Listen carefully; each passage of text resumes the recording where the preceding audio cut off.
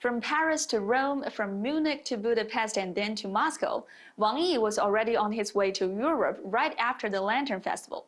Wang Yi is a member of the Political Bureau of the Communist Party of China Central Committee and director of the Office of the Foreign Affairs Commission of the CPC Central Committee. Outside China, he's known as China's chief diplomat. There was nothing unexpected about Wang Yi's visit.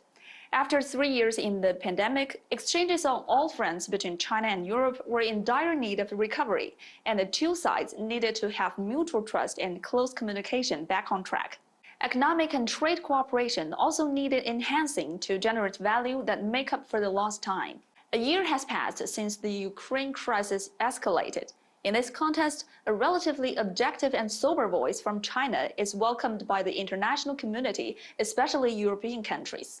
China and European countries needed to work together to find a solution to the crisis and resume peace.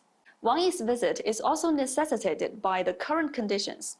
The 20th CPC National Congress listed many targets in the economic and diplomatic fields, all of which require impetus from China-Europe cooperation. In the second half of 2022, the German Chancellor and the leader of the European Commission consecutively paid visits to China, setting visions and goals for China-Europe relations. These visions and goals also need constant communication and cooperation to become a reality. Europe has captured the signals conveyed by Wang Yi's visit, a new beginning, stability, and cooperation, as many heads of state have shown long-awaited enthusiasm in their meetings with Mr. Wang. The strong imperative to restart cooperation was palpable. China's impartial and just stance on the Ukraine crisis has granted China a legitimate standing to communicate and exchange with Russia and other European countries amid their confrontation.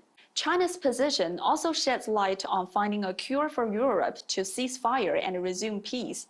At the Munich Security Conference, Wang Yi gave a speech interpreting China's policy and answered questions on scene. His wise words brought tints from the East on this multilateral activity dominated by the West, while injecting a dose of soberness into the wearing global security debate.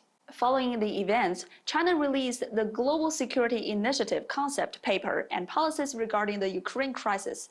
These documents will furthermore show the world a more practical plan from China.